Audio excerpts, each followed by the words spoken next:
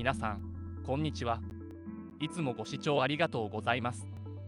今回紹介するのは、ホットトイズから発売されたムービーマスターピーススター・ウォーズエピソード6ジェダイの帰還6分の1スケールフィギュア、ダース・ベイダーです。他にも、ダース・ベイダーやアナキン・スカイウォーカーの開封レビュー動画がありますので、ぜひご覧ください。概要欄にリンクを貼っておきますので、この動画の後にぜひご覧ください。なお、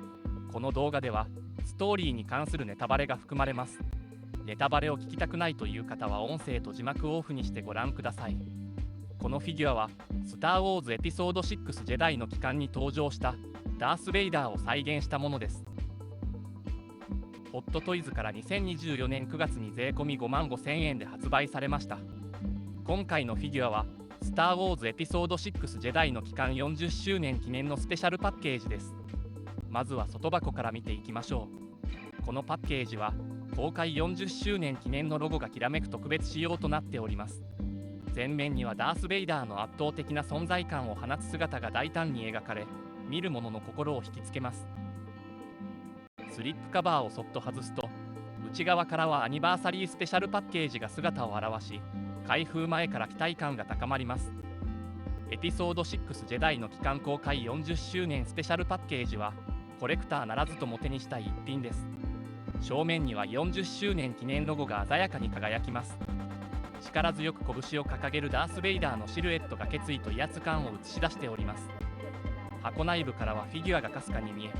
開封前から胸の高鳴りを感じさせます。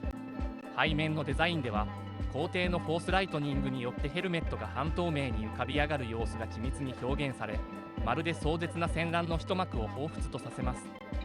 また側面には第2デススターを背負い、マスクを外したダース・ベイダーが鋭い視線でこちらを見据えており、その眼差しは未来を見据えているかのようです。ダース・ベイダーのロゴデザインも従来のものとは一線を画す新たな魅力を感じさせ、全体の世界観に革新をもたらしております。底面にはマグネット式フラップが装備され、そっと開けることで内部の隠されたディテールに触れることができます。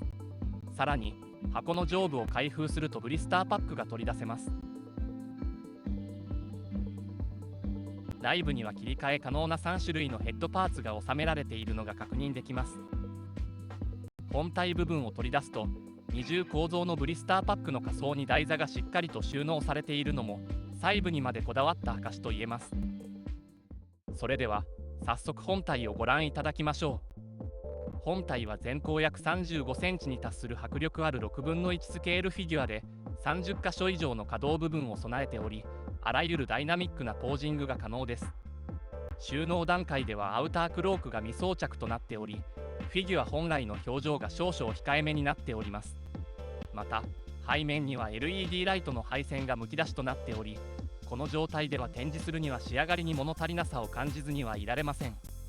ダース・ベイダーが装着しているアーマーはシスの古代の伝統に従い、ダークサイドの戦士たちが重装甲を身につけるという習慣を反映しています。シスの錬金術が組み込まれており、ダース・ベイダーの著しく低下した体力と生命力を補強しています。この装甲服は生命維持システムを備え、自由に動けるように設計されています。ダース・ベイダーの黒焦げの体を維持や保護するために完全に密閉するように設計され、威圧感と支配感を醸し出しています。ヘルメットは細かなディティールが施されていて、光沢感がリアルそのものです。映画の雰囲気を忠実に再現しています。シスの暗黒鏡の恐怖要素を強化するために頭蓋骨に似た外観を与えられました。ヘルメット外殻デュラスティールシェルは非常に耐久性があり、物理的な衝撃や熱から頭部を保護します。ヘルメットはクラス C の宇宙服に匹敵する完全性を持つ加圧シールを介してマスクに固定されています。ダース・ベイダーのマスクの目に当たる部分の光学レンズは視覚フィルターとして機能します。赤外線と紫外線の波長を検出する視覚補助装置として機能し、完全な暗闇でもはっきりと見ることができます。ダース・ベイダーの損傷した網膜を修復できないため、過剰な光を遮断することもできます。レンズには5ミリ秒以内に作動するセカンダリアイシールドが装備されており、強い光に近づくとスライドして失明を防ぐ役割を果たします。さらにレンズにはヘッドアップディスプレイが装備されています。新しい環境に入った場合、大気組成や近くのバイオシグネチャーなどの情報を含む重要なデータをオーバーレイとして自動的に提供します。象徴的な三角形のグリルと顎に連なる部位は空気吸入口としてエアフィルターの役割を担ってます。その先に装着されている丸みを帯びた銀色の突起は大気センサーです。大気センサーは放射線、温度、大気毒性を測定し、ヘッドアップディスプレイに情報を表示することができる多目的検出器です。ヘルメットを外すことができます。ヘルメットの内側の六角形のくぼみにマスクの頭部の突起をはめることで固定してます。外れやすいので注意が必要です。ヘルメットを外し、マスクだけの状態にすることができます。しかし、後頭部側からは内部が露出してしまいます。このままでは飾るのは難しいかもしれません。マスク上部は銀の円盤を中心に正方形のスロットが点在する円形インターフェースで装飾されております。垂れ下がるラインは外部神経センサーアレイです。このセンサーアレイはダース・ベイダーの脳神経に接続されております。外部神経センサーアレイは脳波活動を記録し、生命維持装置と連携し制御に役立つデータを収集します。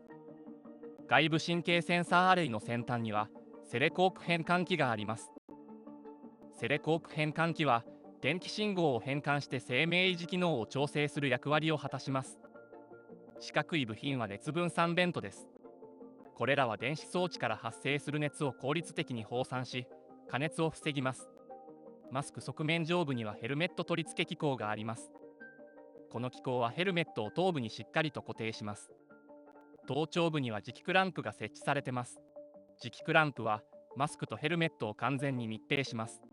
これにより宇宙空間や有毒環境でも外気の侵入を防ぎます。この気密性は短期間であれば宇宙服として機能するのに必要不可欠です。また磁気クランプは戦闘時や高エネルギーの衝撃においてもマスクが外れることを防ぎます。これにより生命維持システムの信頼性がさらに向上します。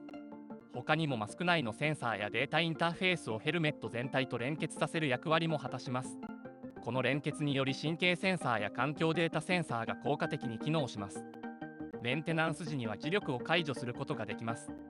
これによりヘルメットやマスクを迅速かつ安全に取り外すことが可能です。磁気クランプは生命維持装置の機能と安全性を確保しつつ、快適な着用感も提供する重要な要素となっています。首のうなじを守るように並ぶ装置は独立ヘルメットプロセッサーユニットです。各種センサーを制御し情報を処理する内部プロセッサです。その近くには聴覚サブプロセッサーが配置されております。これらは周囲の音を正確に拾い、聴覚を補助します。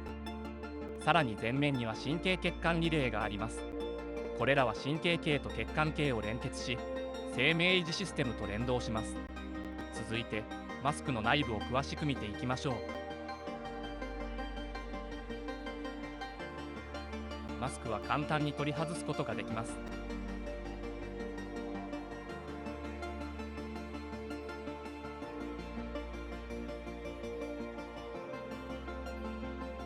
内側の構造も細部までこだわり抜かれ、リアルに再現されています。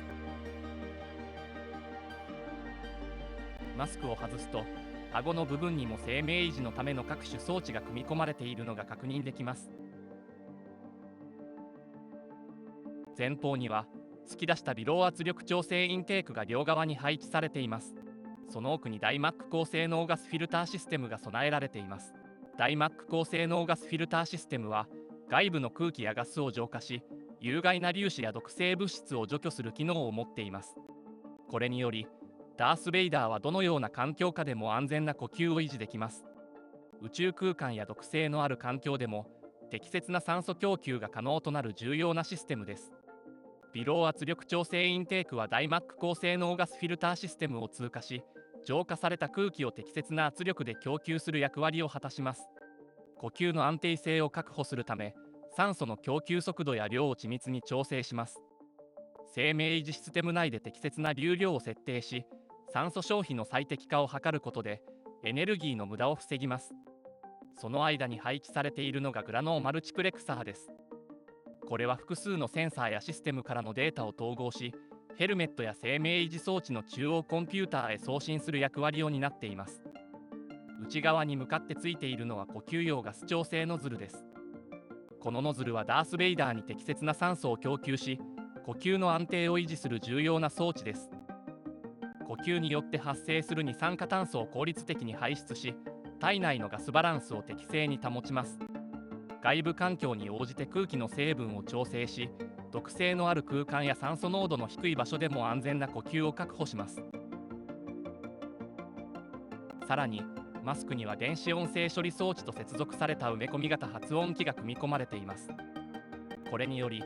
ダース・ベイダーの焼け焦げた声帯でも発話が可能となり、彼の特徴的な機械的な声を生み出しています。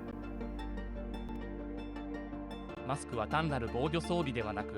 生存を支える精密なテクノロジーが詰め込まれた生命維持装置として彼の存在を際立たせています。胸部装甲はギラスチール製で、全体を包み込む一体型のデザインとなっています。極めて強固な構造を誇り、ブラスターの直撃やエネルギーブレードの攻撃にも耐えることができます。しかし、その圧倒的な防御力と引き換えに、装甲は非常に重厚な作りとなっています。そのため、ライトセーバーを完全に持ち上げる動作が難しくなることもあるようです。背面は大胆に開いており、劇中ではほとんど目にすることのない部分ですが、実際にはこのような構造になっています。そこから LED ライトアップ用のコードが伸びており、演出のための技術が組み込まれているのが確認できます。胸部の中心にはダース・ベイダーの生命維持機能を制御するユニットが組み込まれています。このコンピューターは彼の神経系を監視し、呼吸器系や心臓の機能をコントロールします。神経系、呼吸系、循環系のデータスロットが上から下へと配置されています。神経系データスロットは神経系統の活動情報を記録し、脳波や神経伝達の状態をリアルタイムで表示します。制御システムへ情報を伝達し、神経インターフェースを介してスーツ全体の機能を効率的に調整します。呼吸器系データスロットは呼吸器系全体の動作状況を監視します。必要に応じてスーツ内部の酸素供給やガス排出を調整し、呼吸の効率化と安定性を確保します。異常が検出されると即座に警告を発し、迅速な対応を促します。肺機能データスロットは損傷した肺の状態をリアルタイムで監視し、必要な補正データを取得します。特にダース・ベイダーの呼吸機能を維持する上で極めて重要な役割を果たします。胸部には青いボタンと赤いボタンが配置されています。青いボタンは自動制御で、スーツの自動モードでの操作を可能にします。通常、このモードが選択されることで、ダース・ベイダー自身が身体機能を意識しなくてもスーツが適切に作動します。資料によってはコマンドオーバーライドスイッチと説明されている場合もあります。その場合の説明では、スーツの自動制御を緊急時に手動でシステムを制御するためのスイッチです。これにより、ダース・ベイダー自身がスーツの機能を細かく調整することが可能になります。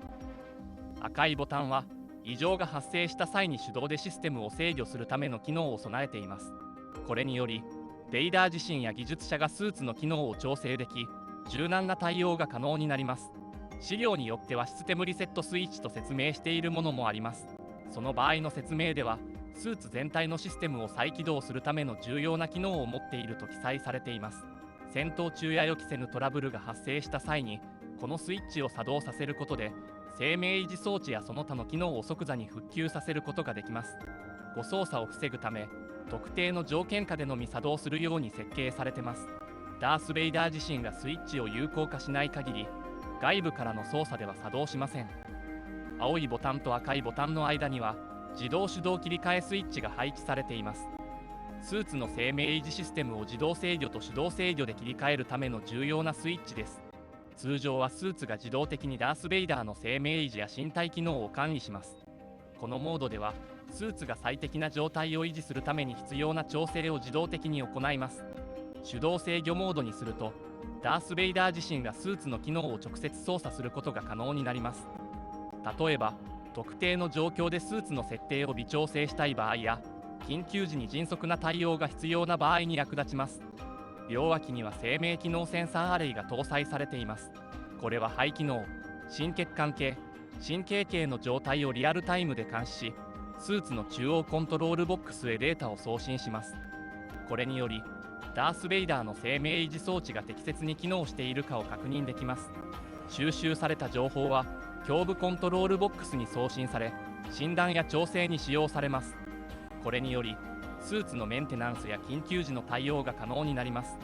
センサーは周囲の環境データも収集し、ダース・ベイダーが過酷な状況でも生存できるようにスーツを調整します。最下部にはプログラミングタッチプレートが配置されています。スーツの設定やプログラムを調整するためのプレートです。特定の動作や環境に応じたカスタマイズが可能です。そのうちの赤いプレートはシステムリセットのためのプレートとも言われています。問題が発生した際に全システムをリセットし、正常な動作に復帰させるための機能を持っています。生命維持システムの安定性を確保するのに不可欠です。ダース・ベイダーのスーツは単なる防具ではなく、彼の生命を維持する高度な技術が結集された機械装置です。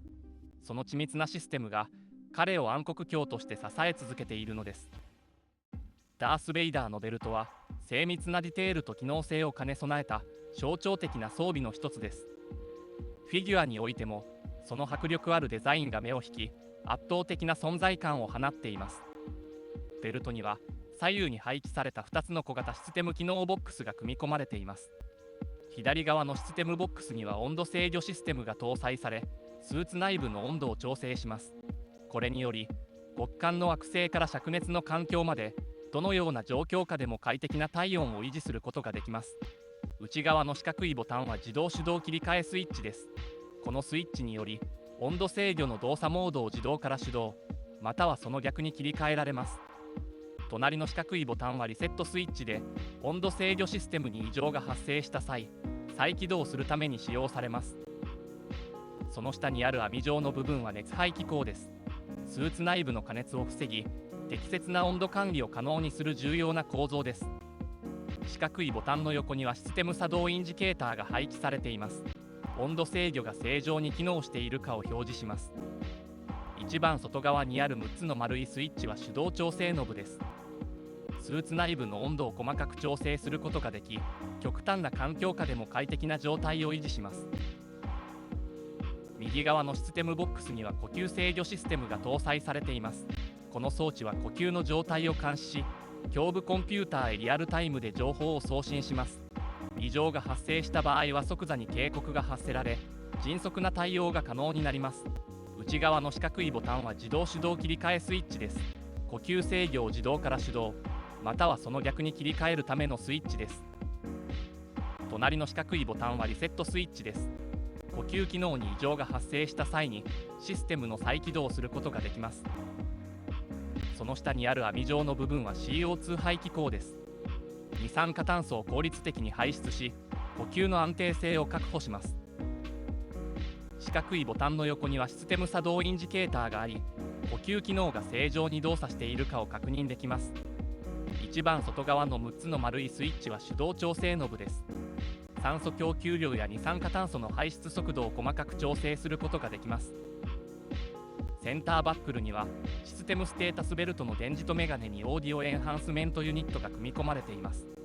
このシステムはダース・ベイダーの聴覚を拡張するために機能し、精密な音の解析を可能にします。広範囲オーディオセンサーは高周波の音を拾い、遠方の小さな物音やささやき声までも聞き取れるように設計されています。低範囲オーディオセンサーは低周波の音を強化し、地面の振動や遠くの重低音の響きを検知できるようになっています。さらにベルトのバックルには緊急コンパートメントが備えられています。これはシステム障害が発生した際に生命維持装置へ備えた予備機能です。スーツが完全に動作不能になった際、生命維持装置に電力を供給する予備エネルギーセルが搭載されています。内部には簡易修理用ツールキットやバックアップ通信リンクが収納され、メイン通信装置が故障した場合でも緊急連絡が可能になるよう設計されています。ダース・ベイダーのベルトは単なる装飾ではなく、彼の生命を支える重要な機能を担っています。その緻密な設計と高度な技術が彼を究極の暗黒鏡をたらしめているのです。ダース・ベイダーのコッドピースはエピソードごとに微妙に形状が異なります。強固な胸部装甲と一体化した片当てはブラスターやエネルギーブレードの攻撃に耐えるほどの防御力を誇ります。しかしこの装甲は単なる防具ではなく、帝国の技術が生み出した究極の戦闘支援システムです。漆黒の外角は優れた対衝撃性を持ち、どのような戦場であってもその威厳を揺るがせることはありません。肩の補強装甲は機動性を維持しながらも圧倒的な防御力を提供します。ブラスター戦では最前線に立ち、敵の攻撃を跳ね返しながら冷徹に進撃します。その姿はまるで移動要塞のようであり、彼に立ち向かう者は恐怖に震えるでしょう。シスの意志と帝国の技術が結集した装甲は戦場においてダース・ベイダーを無敵の存在へと昇華させます。闇の支配者が立ち上がるとき、敵が目にするのはただ一つ、絶望です。ダース・ベイダーの腕は耐火・耐衝撃性能を持つ多層構造のボディーグローブに覆われています。意志の保護と戦闘時の精密な動作を両立する設計です。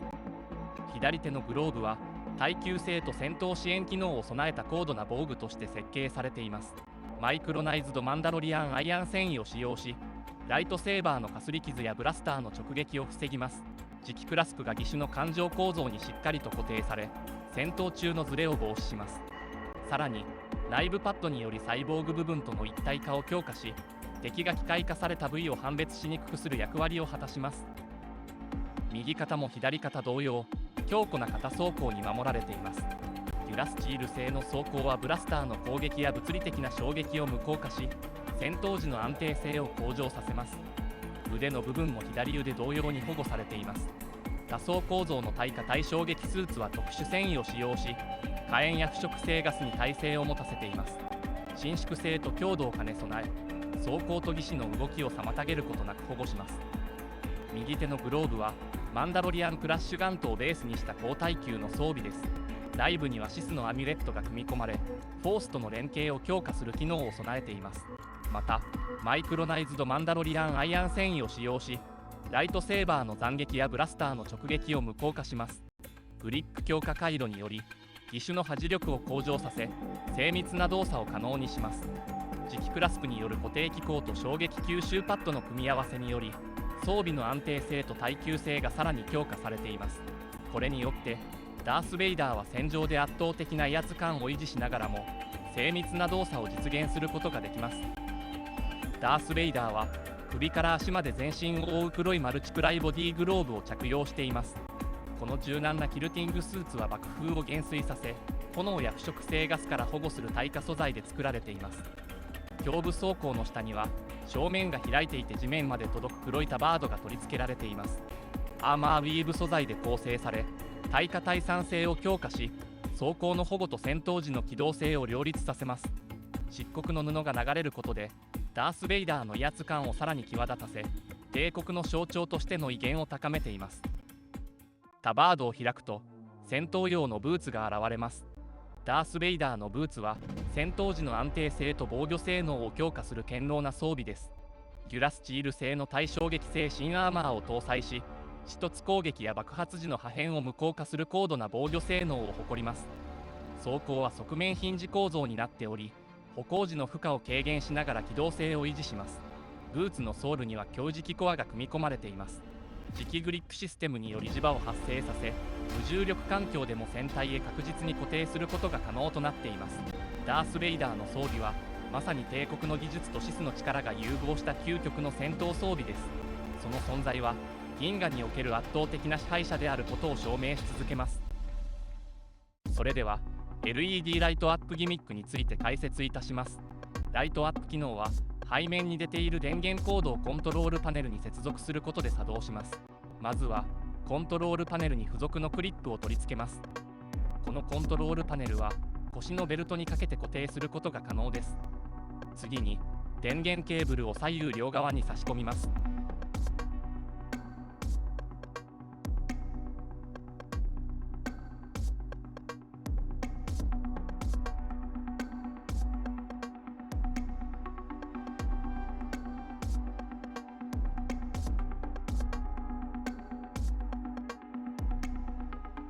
首から垂れているケーブルは胸部制御機能パネル用なので、右側の差し込み口へ接続してください。最後に USB Type-C を差し込み給電します。ただし電圧制限があるため注意が必要です。コントロールパネル側面のスイッチを入れると、システム機能ディスプレイの LED が点灯します。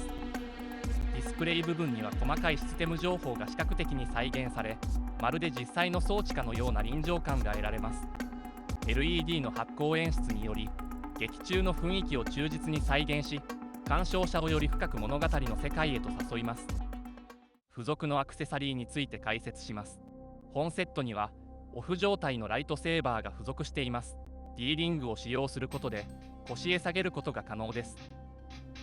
さらに LED ライトアップ機能付きのライトセーバーも付属しています。こちらは電源ケーブルをコントロールパネルに接続して使用します。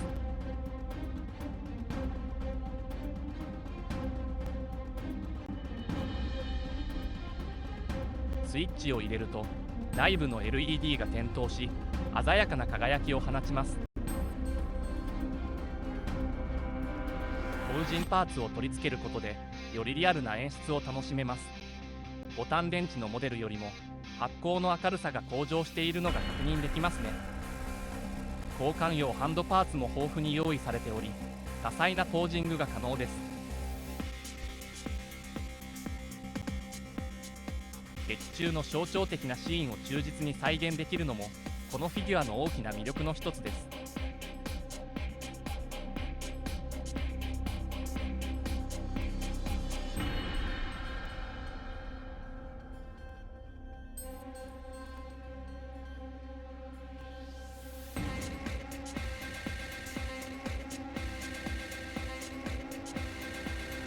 拳を力強く握りしめた姿はダース・ベイダーの圧倒的な存在感を見事に表現しています。さらに今回はエピソード6仕様ということもあり、ルークによって切断された右腕のパーツも付属しており、よりドラマチックな演出を楽しめます。ベルトに手を添えたポーズはまさにダース・ベイダーの威厳を際立たせる決定的なシルエットです。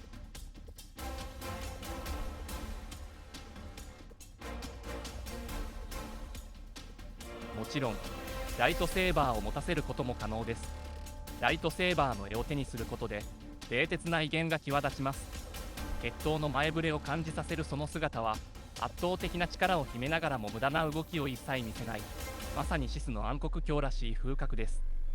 指先に力を込めた握り方や堂々とした立ち姿が彼の持つ支配者としての貫禄をより鮮明に再現し、フィギュアの迫力を最大限に引き立てます。続いてボーナスアクセサリーのライトアップ機能付きヘルメットをご紹介します。まずは通常のヘルメットを取り外し、さらにマスクも取り外します。最後に顎の部分も取り外します。やや外しにくいですが慎重に作業しましょ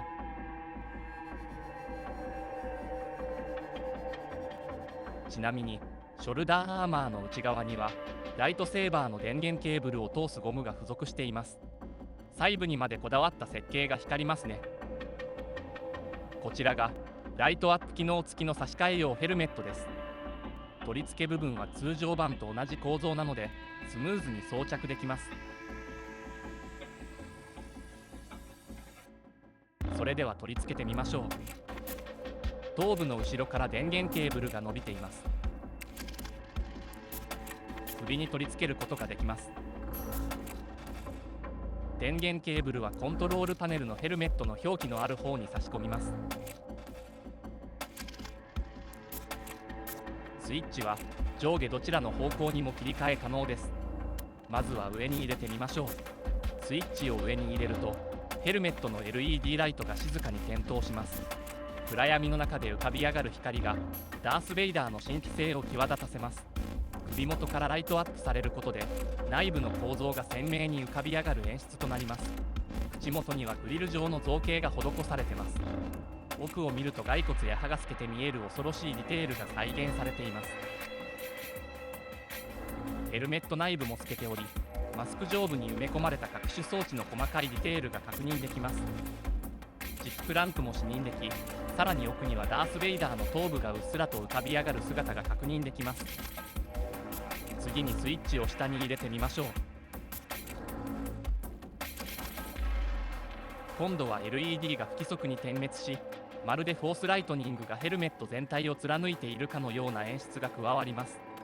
これはダース・シディアスの雷撃を顔面で受けるシーンを忠実に再現したものです。少し距離を置いてみてもヘルメット内部の苦悩に満ちたアナキンの表情が透けて映ります。背後から覗くとヘルメットの奥深くにある頭部の様子が確認でき、よりリアルな造形が楽しめます。近くで詳細を見ると先ほど透けていた頭蓋骨や歯が一層鮮明になり、ルークを守るために全てを捧げたアナキンの魂の叫びが伝わってきます。戦闘時よりも点滅時の方がヘルメットのディテールが一層劇的に際立つのが特徴的です。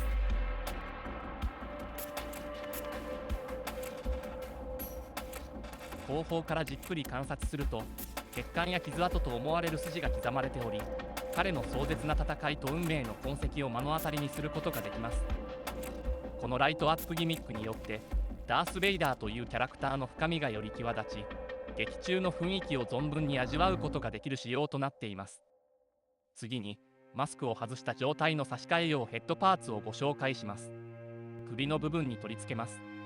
このヘッドパーツはどの角度から見ても圧倒的な再現度を誇ります。細部までこだわり抜かれた造形がダース・ベイダーの壮絶な運命を際立たせています。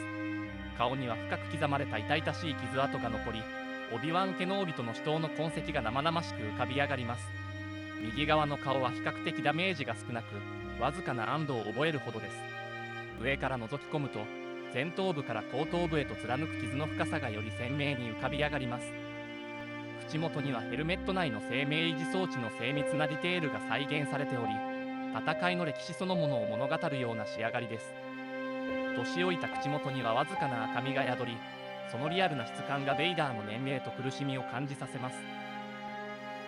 そして目には今なお強い意志の光が宿り、かつてのジェダイとしての誇りが見え隠れしています。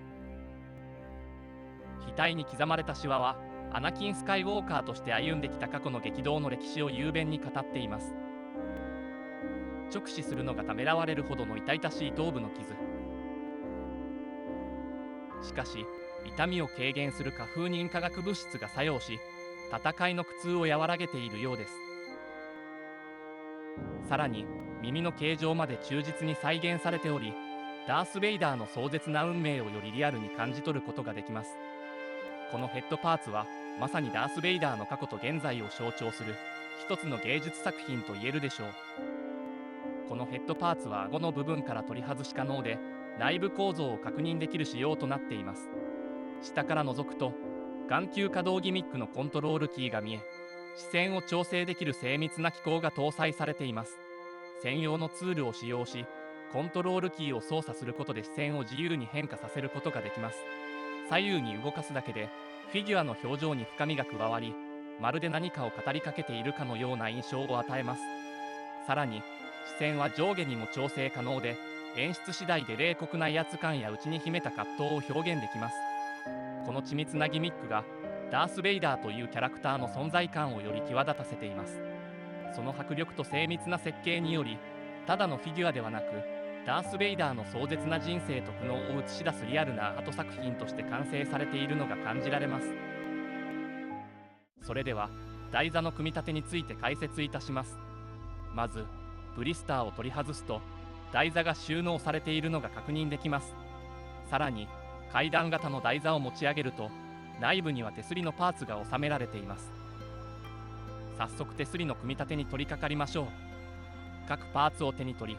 差し込み口にしっかりと固定しながら組み上げていきます。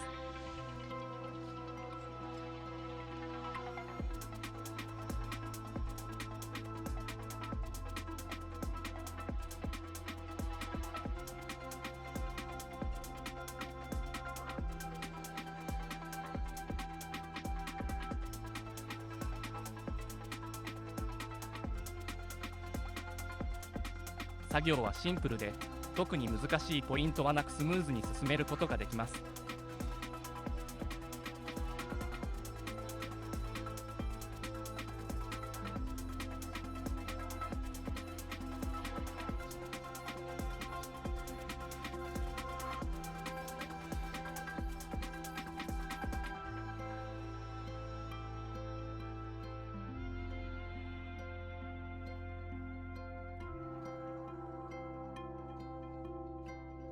最後に端のパーツを両側に取り付けます。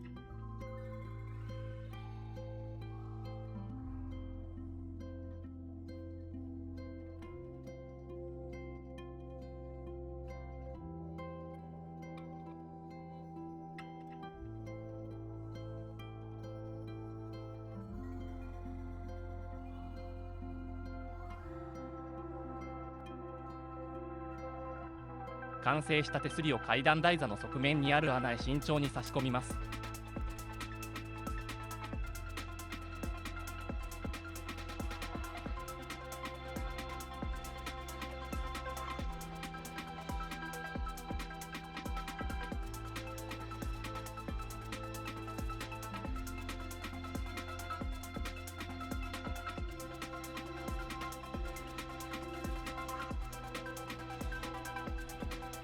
そして支柱を取り付けたら組み立ては完了です。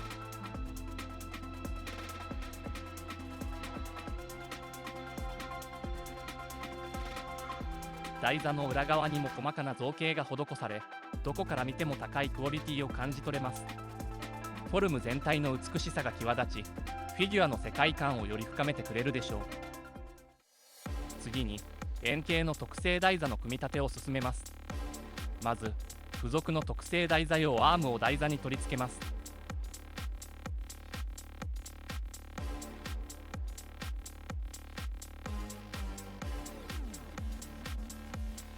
アームは2本付属しているので、左右対称にセットすることでバランスの取れたフォルムを実現できます。続いてヘルメット専用の台座を取り付けます。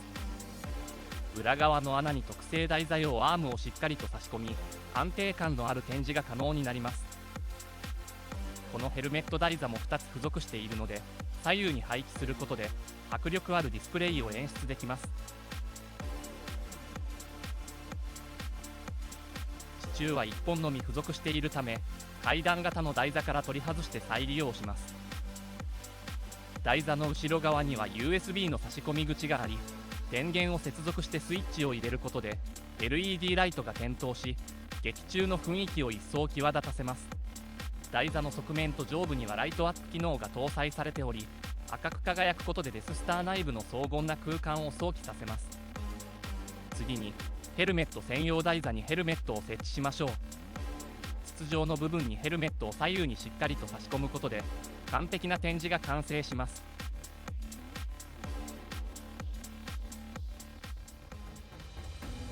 最後にダース・ベイダーを立たせて全体をセットすれば、その堂々たる姿が際立ちます。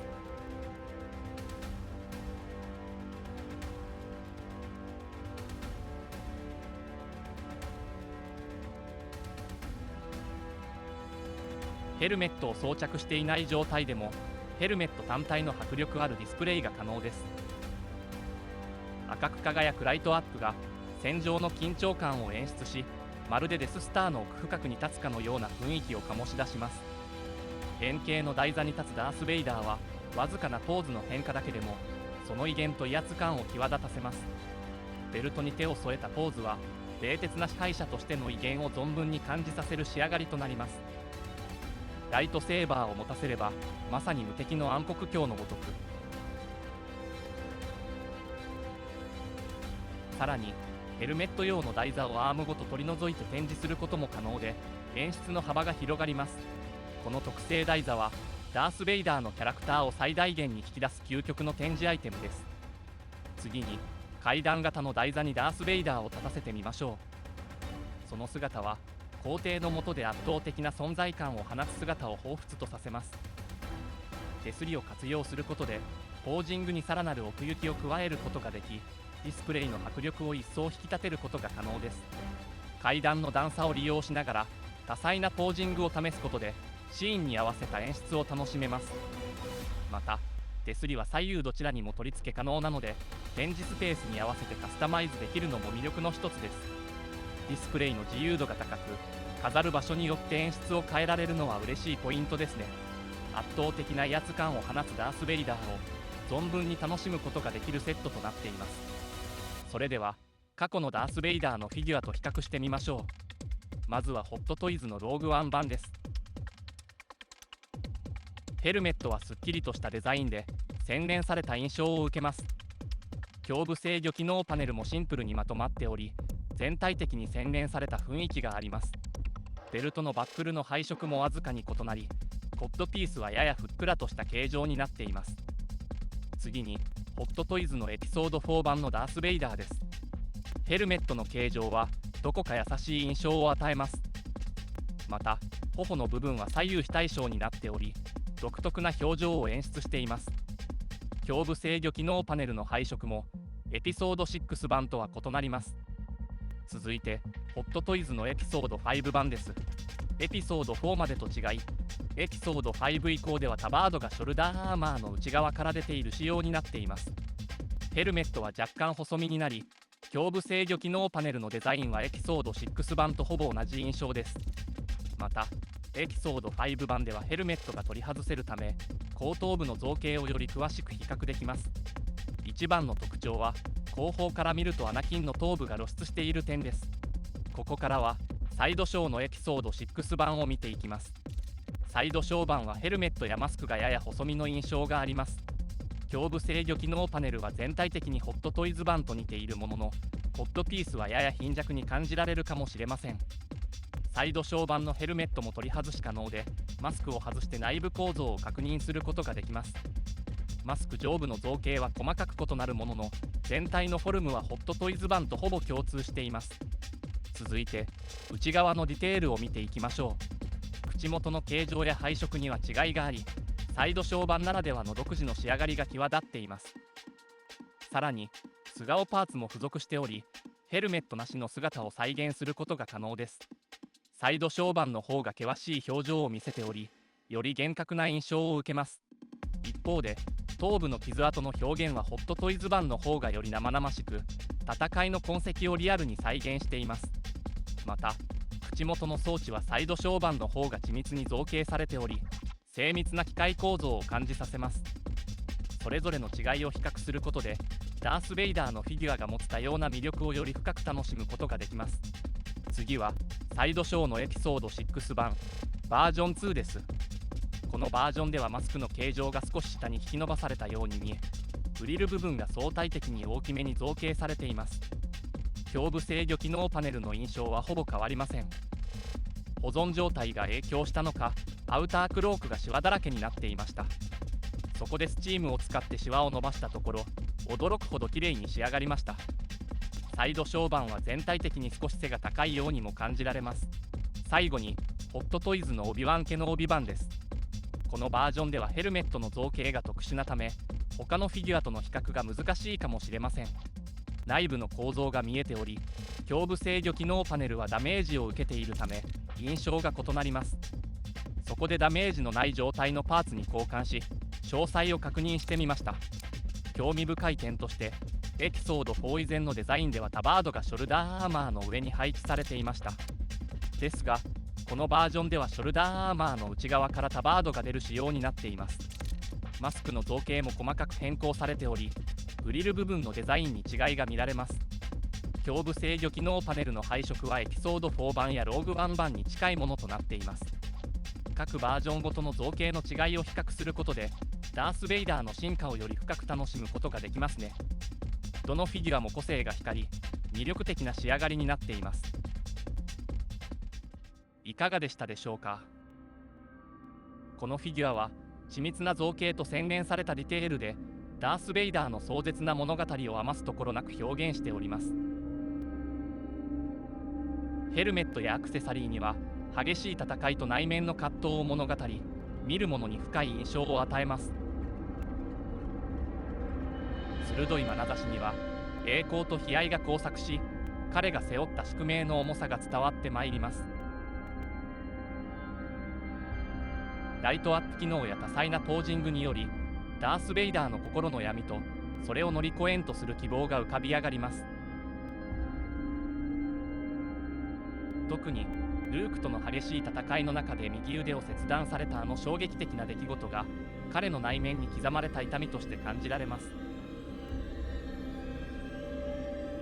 ルークに対する複雑な思いと失われた腕への悲哀が各パーツに静かに反映されております。また、かつての皇帝への絶対的な忠誠心を断ち切るという決断の瞬間がフィギュアの繊細なディテールに込められております。その決断は己の心と向き合い、暗黒面から脱却する大きな転機であったことを思い起こさせます。映画の終盤には暗黒面からジェダイへと戻ることで得た穏やかな気持ちと内面の救済が静かに輝いておりました。この変化は長い戦いの果てに見出したささやかな、しかし確かな希望の光だったことでしょう。フィギュア全体からはダース・ベイダーがルークへの複雑な愛情や皇帝への忠誠心に縛られた苦悩、そして最終的に自らを解放する決意が感じられます。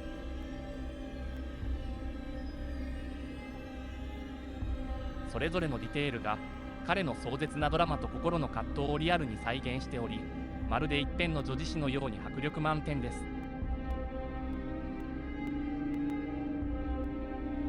今回のレビューを通じてダース・ベイダーという存在の壮絶な人生とその背後に広がる物語の重みを改めて感じていただけたのではないでしょうか。彼の苦悩、戦い、そして最後に選んだ道、その全てがこのフィギュアに凝縮されています。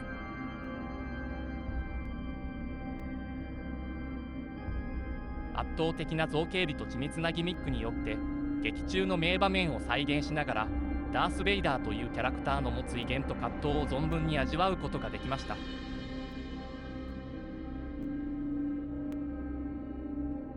このフィギュアが彼の魅力をより深く知るきっかけとなれば嬉しく思います。ダース・ベイダーの魅力が伝わったという方はチャンネル登録、高評価をよろしくお願いいたします。リクエストやコメントなどもお待ちしております。